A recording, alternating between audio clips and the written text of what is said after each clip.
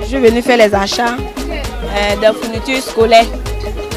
Les prix, ça monte, ça grimpe, ça dépend de chaque vendeur. L'année passée, c'était un peu mieux par rapport à cette année, puisque les périodes de fête de la fête du Tabaski viennent de passer. Puis bon.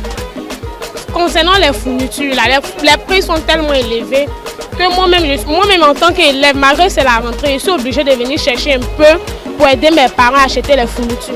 Un livre, on peut dire 5 000 et quelques, sans compter les cahiers. Or, on a plus de 9 professeurs. Chaque professeur a besoin d'un livre.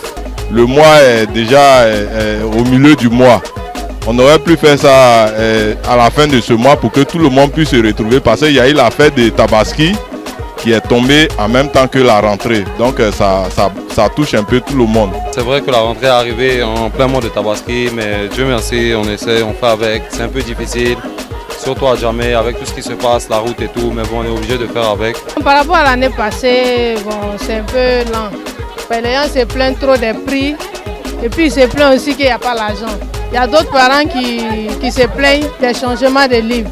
Il y a d'autres même qui refusent de payer, soit disant qu'ils n'ont pas d'argent et puis on change. Tu vois, non? Quand on vient avec la liste, on dit qu'il y a des livres, il faut qu'on paye ça à l'école.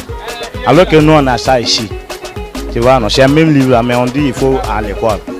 Les livres qui ont changé là, ce n'est pas trop sorti. Ils ont changé les livres, oui, bien vrai. Mais quand c'est comme ça, on doit informer l'école et les vendeuses. Mais ils ne disent rien. Souvent, c'est à l'école seulement ils disent. Maintenant, les vendeuses ne les informent pas.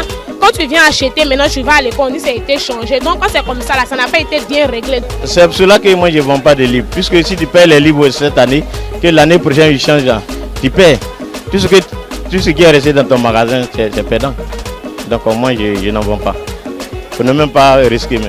Je ne vends pas de livres. Je vends seulement des cahiers. On prend les 200 par 225. On vend 250. Les 300 on prend 450. On vend 500. Les TP aussi on prend 400.